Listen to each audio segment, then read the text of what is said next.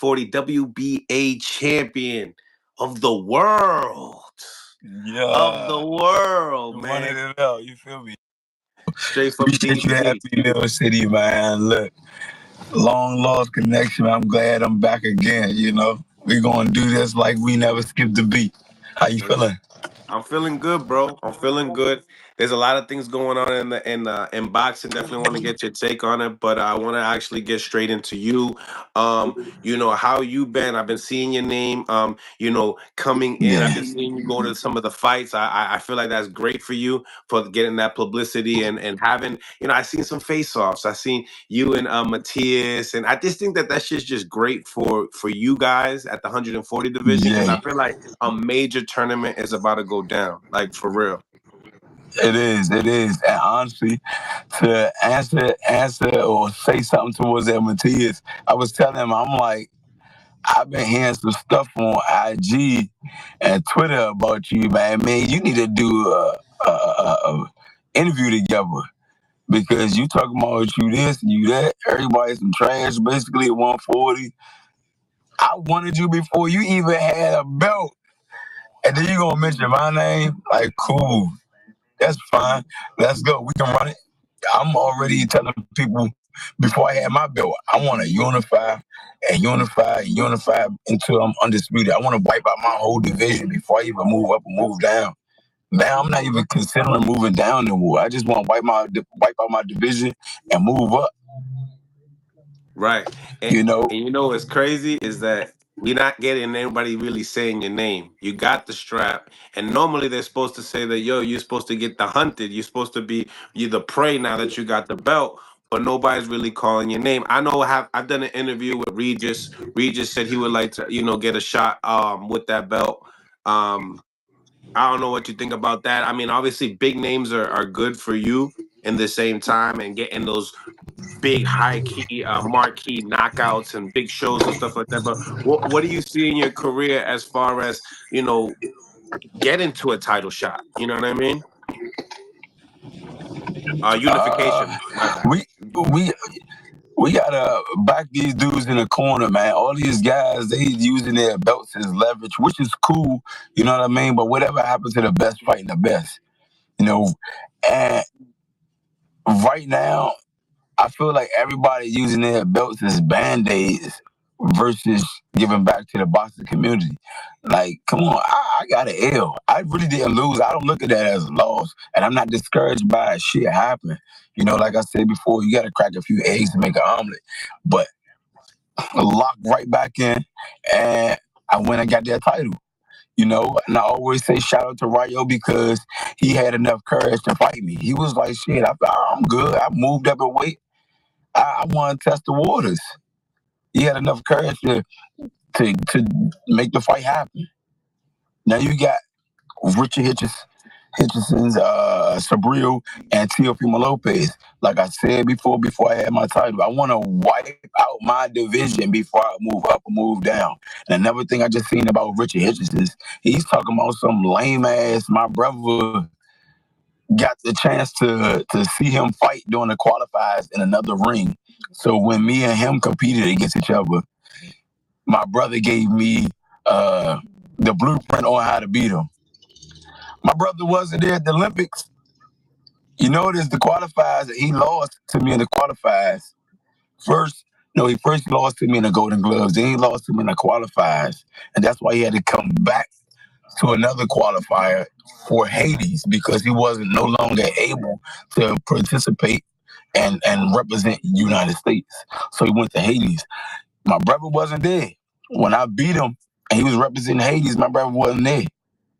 But on BoxRec, they got him up one on me. Like he never beat me. He never in his life beat me.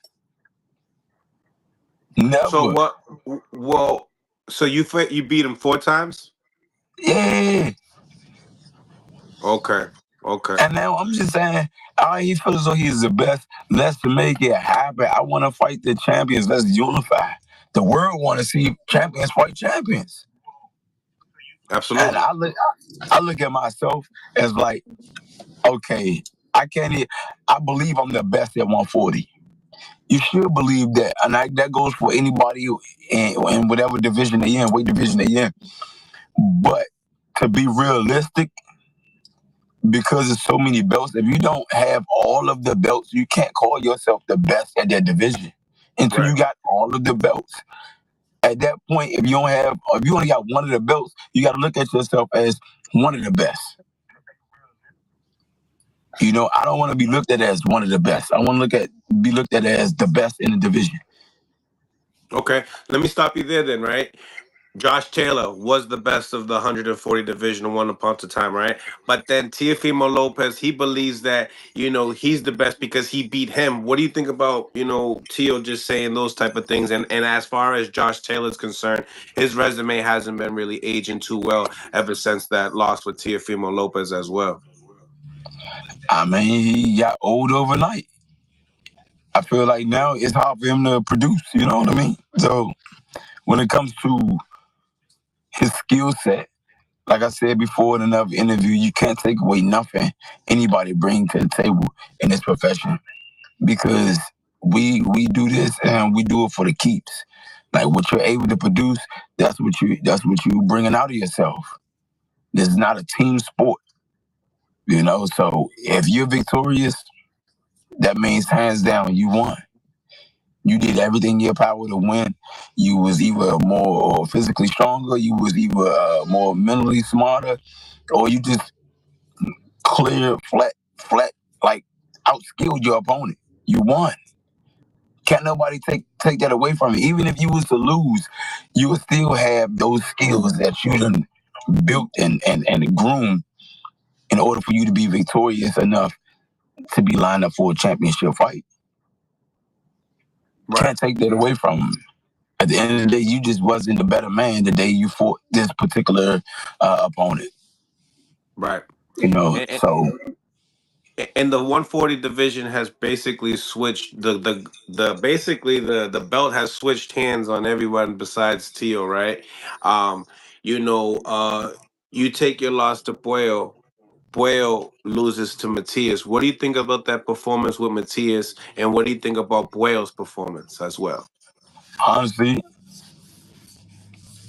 I feel like his fight against Matias was better than his fight against Sandor Martin. You think he was more superior with Matias? Do you feel like Matias won? How about that? It was a coin toss. It was a fucking coin toss. Okay. It was a fucking coin toss. Sad to say, but if I had to give my real input, it was like, I always had the viewpoint, like, in order for you to beat the champ, you gotta beat the champ. You gotta convincingly, like, take the title from him. It was times Matias, he definitely, like, put the pedal to the floor and he mashed the gas and he took rounds from Puello. Were they dramatic rounds or were they 10-8 rounds? And was it enough rounds to say, hey, look, we have a new champion? I would call it a coin toss. But hey, may the best man win. He won. I would say to our brother Puello, keep your head high. You still got a long journey, and your career probably be prosperous. If he's still locked in and he's not discouraged from that loss. Right.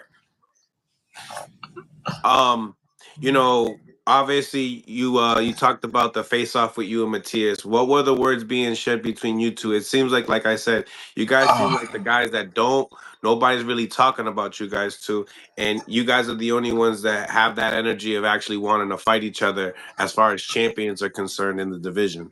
Man, I told that man that I need to fight you. Y'all ain't see the real face off, because the real face off, I'm like, close. I was about to like stop playing with me, because he called me out, and now when I see he's like, oh, you my buddy. I'm like, man, yeah, you cool. I always try to be respectful, but now you swelling up. You're swelling up. I already told you that I wanted to fight you. Don't act like I ain't ever want to fight you. You said nobody want to fight him. Everybody's scared of him. I've never been scared of you, my dude. Ever.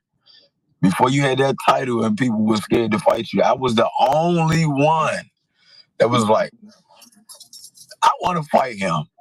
I want to fight him. And people wasn't fighting him. So now when I see him in person, I'm like, look, we got to fight. Now that you got a title, it'll be even better. Let's unify. Let's unify. He was like, no. Let's just do a face-off. Let's do a face-off. I don't know. I'm like, all right, we'll do a face-off. I'm going to keep it, PG or have some diplomacy. You feel me? Come on, let's do the face-off. But here we go. We did the face-off. And I said, we definitely need to do an interview together, though, to get stuff off of our chest, because I ain't about to just sit here and be talking to you. And honestly, I don't even feel like you understand everything I'm saying. So that's what you need. You need a collaboration. We can make that happen. Man. Yeah, man. I want all of the title holders. If I had the luxury to line them all up how I want, it would be Richard Hitchinson's, Subriel, and then Teofimo Lopez. Richard Hitchinson's, we can go out in New York. What you mean? That's your hometown. We're gonna do numbers. And I want your title. And I want your title. And if you so-called say you can beat me, he will whoop me. Let's put it to the test. And that my name, I got a household name. My name, you beating me for real, professionally, that's a great-ass notch under your belt. And you got another belt if you beat me. Let's make it happen. Stop all this talking and stuff. Like, I've always been legitimate to my fellow opponents or the people that's sharing this square circle with me. I never been the type to like trash talk nobody, shit talk to nobody, none of that. If anything, I would be straightforward, very direct. Say, yeah, he's in my division. He's a potential opponent. I'm a potentially like see him in the future. Hopefully, he's doing what he got to do in the gym because I'm doing what I got to do. And if we match up, may the best man win. But I feel like I'm gonna come out victorious. I've always been clean cut like that. Now guys is just trolling, they doing this, they doing that. And now I might as well just like say, hey, rip the Band-Aid off, fuck it. Let's fight, man. Let's fight.